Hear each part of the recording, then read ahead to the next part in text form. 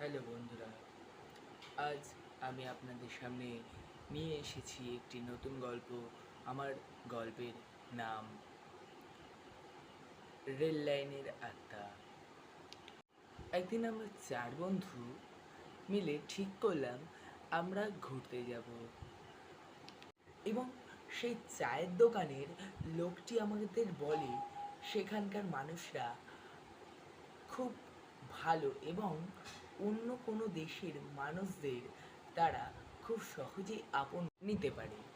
তাই আমরা ঠিক করলাম যে এখানকার যেটা বিখ্যাত আছে সেটা হলো আদিম যুগের কিছু ঐতিহাসিক জিনিস, সেগুলোকে প্রথমে দেখব।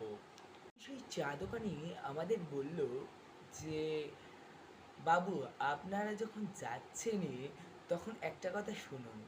সেখানে যাবেন, সেখানে যাওয়ার সঙ্গে সঙ্গে যদি আপনাদের কেউ পিছনে ডাকে, তবে তার কথায় আপনারা কোনো সাড়া দেবেন না।